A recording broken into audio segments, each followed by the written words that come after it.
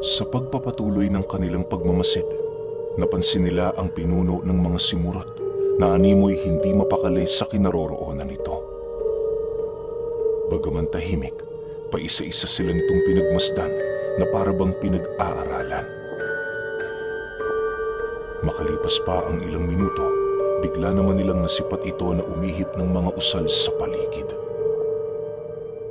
Pagbitaw ng mga buhay na kataganang nilalang na yan, agad naman itong kinontra ni Tandang Ibok sa pamamagitan ng pag-ihip din ito ng usal papaikot sa kanilang grupo.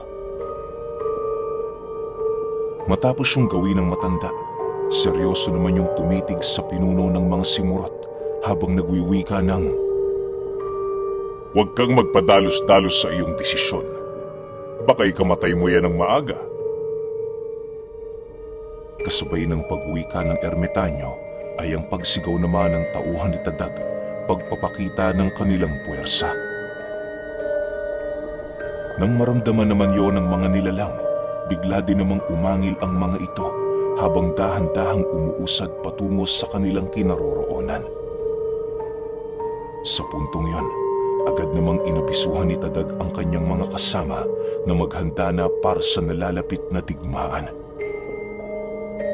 Hindi naman sila noon gaanong nababahala, lalo pat marami pa silang alas na pwedeng ipakita.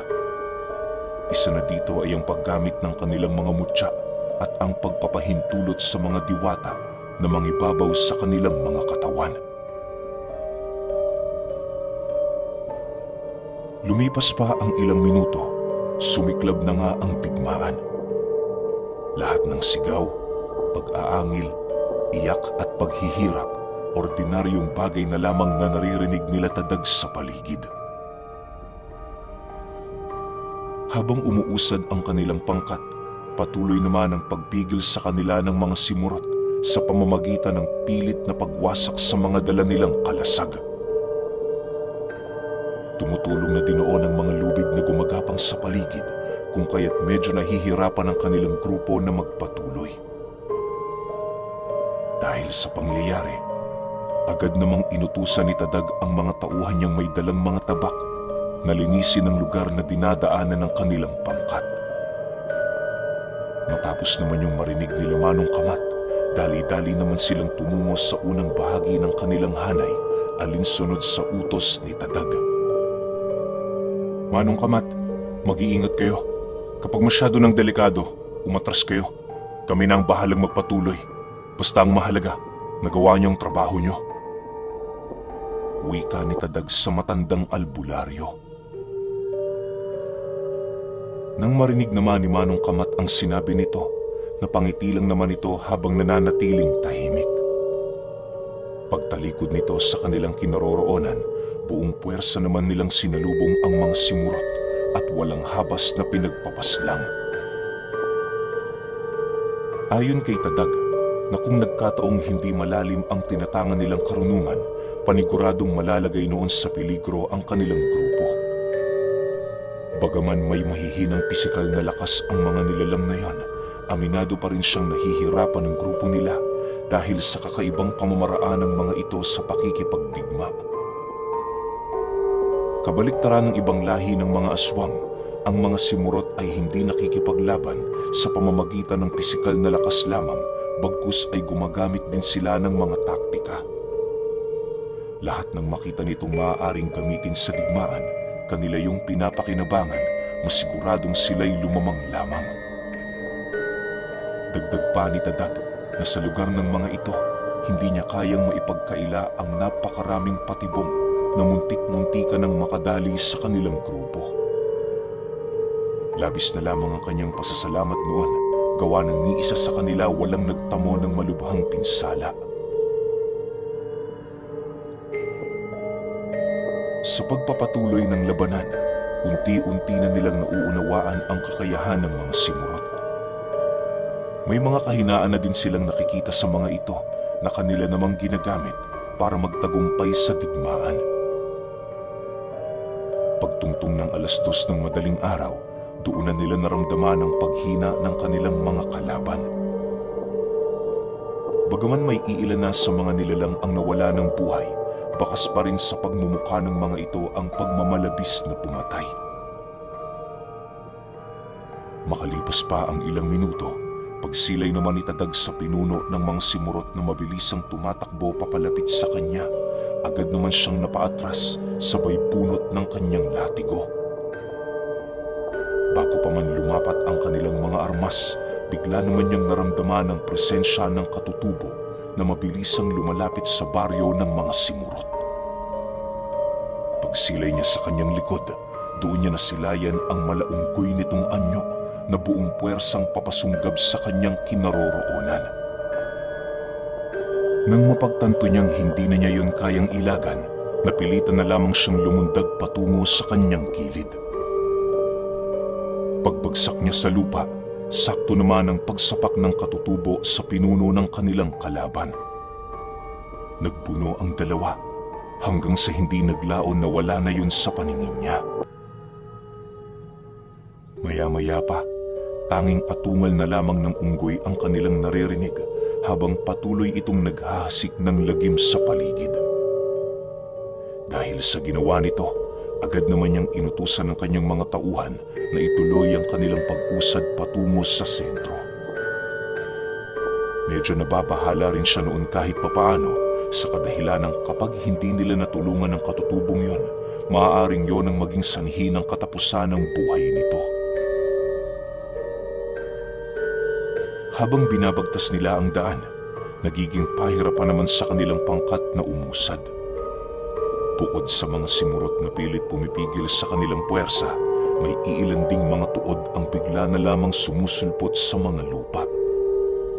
Masyadong mapanganib para sa kanila na tamaan ng mga tuod na yon, gawa ng paniguradong babaon ito ng napakalalim sa kanilang mga katawan. Dahil sa pangyayaring yon, napilitang mag-isip ng paraan sila tadag para makausad. Habang nagmamasid sila sa paligid, nasipat nila ang iilang mga kakaibang simurot na panayang paghalik sa mga dingding ng bahay na gumagalaw. Nang mapagtanto nilang yon ang dahilan sa paglitawan ng mga tuod, agad naman niyang inutusan ng iilan sa kanyang mga tauhan na gumawa ng paraan para malapitan ito. Mapanganib man, wala silang pagpipilian sapagkat yun lamang ang nag-iisang paraan. Nang marinig naman ng kanyang mga kasama ang utos niya, dali-dali naman yung bumuo ng pangkat upang malapitan ang mga nilalang na pinapatay ni Tadag. Matapos nilang makalikom ng sapat na bilang, agad naman nilang nilisan ang kanilang pangkat para tumungo sa kinaroroonan ng mga ito. Sa pag-alis ng kanilang mga kasama, dali-dali naman nilang pinuna ng naiwan itong pwesto nang sa gayoy hindi sila mapasok ng kanilang mga kalaban. Minabuti din nilang manatili sa iisang lugar nang sa gayoy hindi sila mabiktima ng anumang patibong na maaaring susulpot sa ilalim ng lupa.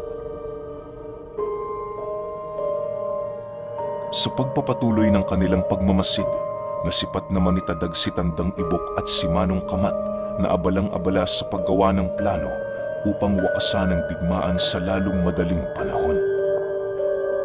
Paglapit niya sa mga ito, doon niya napag-alaman ang kasalukuyang nangyayari sa baryo. Inabisuhan din siya ng dalawa na kapag hindi nila napuntahan ang katutubong kaibigan nila, mamamatay ito sa kamay ng mga simurot.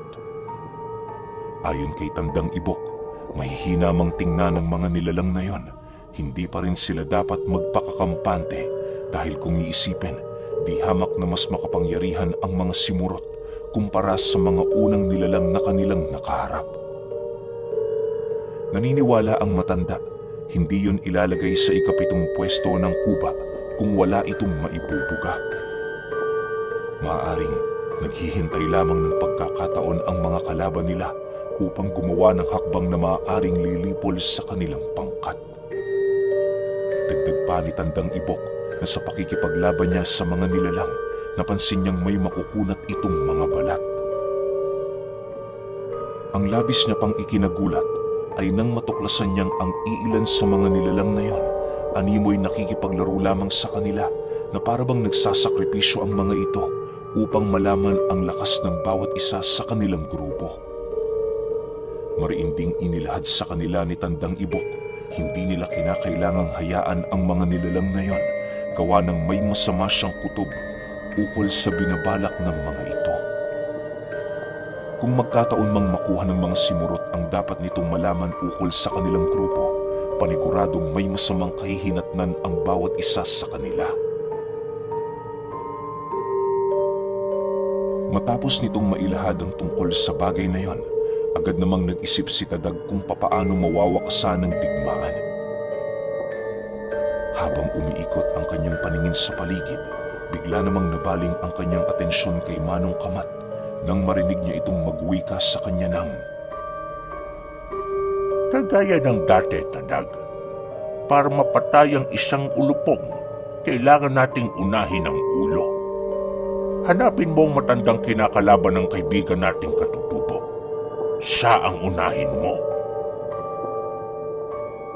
Nang marinig ni Tadag ang sinabi nito, tumangulang naman siya habang dahan-dahang hinuhugot sa kanyang bewang ang kanyang latigo. Pagbagsak ng dulo nito sa lupa, mabilisan naman siyang tumakbo papalayo sa kanilang grupo. Hindi naman naging mahirap para sa kanya na matunto ng Katutubo, gawa ng kanina pa yung sumisigaw sa malayo. Sa pagdating niya sa kinaroroonan nito, bumungad sa kanya ang pinuno ng mga simurot na pilit ibinibigti ang dambuhalang unggoy gamit ang napakaraming tali. Napansin din niyang unti-unti nang nanunumbalik ang kaibigan nila sa dati nitong anyo, hudyat na malapit na yung magapi ng kanilang kalaban. Matapos naman niya yung masilayan, agad naman niya yung nilapitan para kalagan. Kahit maraming lubid ang sumalubong sa kanya, hindi ito sapat para magawa siya nitong maantala. Paglapit ni Tadag sa kinaroroonan ng Katutubo, bigla namang bumulwak ang napakaraming dugo sa bunganga nito habang nagwiwika sa kanya ng, "Ano pa ang ginagawa mo rito? Tulungan mo ang mga kasama mo. Huwag mo na akong isipin." Dahil sa sinabi nito, hindi na niya napigilan ang batukan yun sa ulo habang sumasagot dito ng, "Ano bang pinagsasasabi mo? Anong paningin mo sa sarili mo? Hindi ka namin kasama. Ayos lang ang grupo. Ikaw lang ang nalalagay sa peligro." Matapos niyang makapagsalita, agad naman niyang hinugot sa mga nagkukumpulang tali ang katawan ng Katutubo. Sa bawat hila niya rito, ramdam niya ang sakit na dulot ng mga nagsisikipang tali sa katawan nito. Maya-maya pa, nang mailigtas na niya ang kaibigan nila, agad naman niya yung inabisuhan na manatili sa kanilang kinatatayuan. Sa muling pagsilay niya sa pinuno ng mga simurot, dahan-dahan naman niya yung nilapitan habang maiging pinakikiramdaman ng paligid. Nang ilang dipa na lamang ang pagitan nila sa bawat isa, agad naman niya yung hinataw ng kanyang latigo, sabay sunggab sa kinatatayuan nito. Nagpuno silang dalawa hanggang sa bumagsak ang matanda sa lupa. Pagsilay ni Tadag na nasa kanya ang lamang sa kanilang laban, dali-dali naman niyang binunot ang kanyang punyal, sabay unday ng saksak sa dibdib nito. Ngunit bago pa man yun malapatan ng matinding pinsala, nagawa namang makailag ng matanda, kung kaya't imbis na sa puso yun tamaan, lumihis ito at napunta na lamang sa balikat. Habang hinuhugot ni Tadag ang kanyang armas, bigla naman siyang tumilapon papalayo nang itulak siya nito sabay sipa sa kanyang ulo. Makalipas pa ang ilang minuto, minabuti ni Tadag na kumprontahin ng matanda sa maingat na pamamaraan. Lahat ng maaari niyang iwasan ay mariin niyang pinakatutukan upang hindi siya matulad sa nangyari sa Katutubo.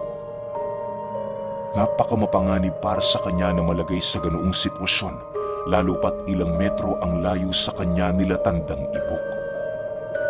Nasisiguro din niyang hindi siya nito basta-bastang matutulungan sa kadahilan ng marami din niyong ginagawa.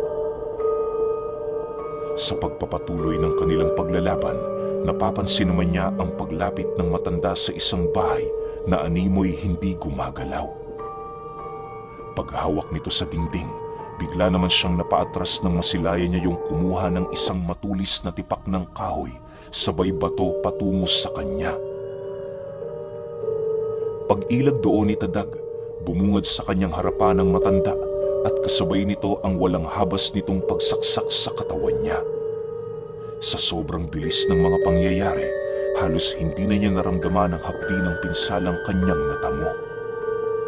Sinubukan niya pa noong tumayo pero tila bang ang katawan na niya mismo ang sumusuko. Nang dumating na sa puntong wala na siyang pagpipilian, agad naman niyang tinawag ang kaptan upang mangibabaw sa kanyang katawang lupa. Alam niyang yun na lamang ang kanyang magagawa kung nais niyang magwagi sa kanilang duelo. Matapos naman yung masilayan ng kanyang kalaban, laking gulat na lamang ni Tadag nang mapansin niya ang biglaang pagngisi nito habang nagwiwika ng, Kanina ko pa yan hinihintay. Ano kaya ang diwatang madadakip ngayon? Matapos nitong makapagsalita, para na itong baliw na tumatawa habang nakatingin sa salamin na dinukot nito.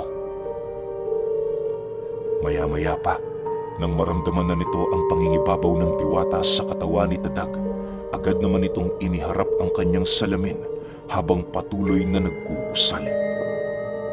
Pagrinig ni Tadag ng mga engkantasyon sa paligid, tila bang unti-unti niyang nararamdaman ang paglaho sa kanyang katawan ng presensya ng kaptan. Hindi naglaon na sipat na lamang niyang pumaloob ito sa salamin na hawak ng simurot imbis na sa kanyang katawan. Dahil sa pangyayaring yon, agad naman siyang bumagsak sa lupa habang naghahabol ng hininga. Nanumbalik sa katawan niya ang sakit na minsang dinanas niya dahil sa pinsalang kanyang natamo sa pag-atake ng kalaban. Makalipas pa ang ilang minuto, halos mag-agaw buhay na itong si Tadag. Ang pinuno naman ng mga simurot, panayang paghalakhak habang patuloy nitong pinagmamasdan ang salamin nitong hawak. Maya-maya pa, bigla na lamang yung natigilan sa pagsasaya na para bang merong nangyayaring hindi kaaya-aya. Pagsilay ni Tadag sa kinaroroonan nito, napansin niyang panayang pagtanong nito sa salamin habang dahan-dahan itong binibitawan. Nang mabasag na ang bagay na yon, mabilis na namang naramdaman ni Tadag ang pagbalik sa kanya ng kaptan. Dahil sa mga nangyari, muli siyang nagkaroon ng lakas para tumayo. Sa pagpapatuloy ng ganoong kaganapan, napansin naman niyang animoy wala ng kakayahang lumaban ng nilalang. Paglapit niya sa kinaroroonan nito, narinig na lamang niya yung magwika sa kanya ng, Paano mong nataglay ang diwatang yan? Walang sino mang taong may kakayahang mangalaga sa kanila. Sino ka? Bakit mo yan nagagawa? Nang marinig ni Tadag ang sinabi nito, napangiti lang naman siya sa matanda habang sumasagot doon ng, Walang imposible. Tama ka. Walang imposible kapag Diyos mismo ang nagsasakatuparan ng nais niya. Kasabay ng kanyang pagwika ay ang dali-dali niyang paghugot sa ulo ng nilalang habang walang awa itong ginigilita ng leeg. Panay pa ang pagpupumiglas nito pero hindi na din ito tumagal sa lakas na ipinamalas ng kaptan. Makalipas lamang ang ilang minuto, bigla na lamang umunat ang katawan nito habang dahan-dahang naghihingalo. Sa huling sigaw ng nilalang na yon, bigla naman itong ikinumpas ang kanyang kaliwang kamay na siyang naging sanhi upang gumalaw ang bahay na naroon sa tabi nila. Pagturo nito sa katutubo, bigla namang nagsikalasan ang bawat parte ng bahay na yon at kasabay nito ang mabilisan nitong paglipad patungo sa kaibigan ni Tadag. Dahil sa sobrang bilis ng mga pangyayari, wala na siyang nagawa kundi tingnan ang kanyang kaibigan na nanghihina. pagbagsak nito sa lupa, dali-dali naman niya yung pinuntahan para tulungan. Ngunit nang marating na niya ang kinaroroonan nito, napansin niyang wala ng buhay ang katutubo. Matapos ang pangyayaring yon, narinig niyang tumawa ang pinuno ng mga simurot habang inilalahad sa kanya na isasabay nito sa hukay ang kaibigan niya.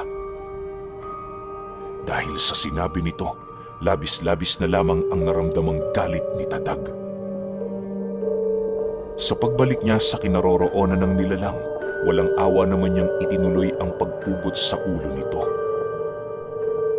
Para maiparamdam sa iba nitong kalahi ang kanyang galit, ibinalibag niya ang ulong yun sa lupa habang sinisigaw ang mga katagang.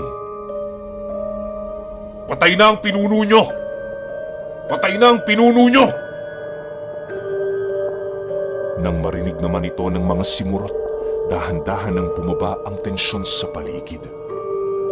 Imbis na magpatuloy pa yun sa pag-atake sa kanyang mga tauhan, paisa-isa na yung kumaripas ng takbo, hudyat ng kanilang pagkatalo. Hindi naglaon, tuluyan na ngang nawala ang mga nilalang na yun sa baryo na siya namang nagbigay ng katahimikan sa buong paligid. Habang umiikot ang paningin ng kanilang grupo sa lugar, agaw pansin naman ang pagguho ng iilang mga bahay. Isipin ninyo, ang ilan sa mga bahay na naroon ay pawang mga konkreto, ngunit ang estado ng pagguho nito ay halos maihahalin tulad mo sa isang barong-barong na tinagpi gamit ang mga lumang kagamitan sa pagbuo ng tahanan.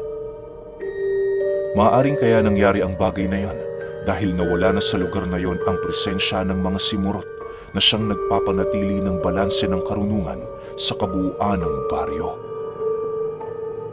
Matapos naman yung masilayan ni Tadag, agad naman niyang pinasa ng kanyang kaibigan habang pahikbing umiiyak. Para sa kanya, napakasakit na mawala ng kaibigan lalo pat kung ibinuwis nito ang kanyang sariling buhay para sa iisang layunin ng grupo.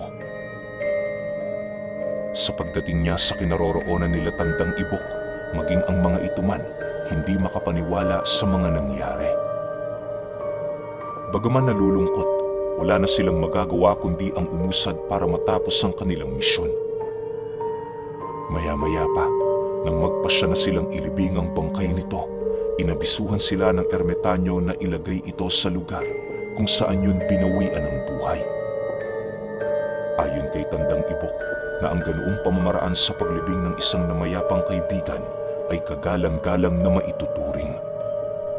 Bukod sa madaling umusad sa kabilang buhay ang kaluluwa nito, magiging masaya din yon gawa ng hanggang sa mundo ng mga patay. Dala-dala nito ang dignidad ng pagiging isang mandirigmang antingero.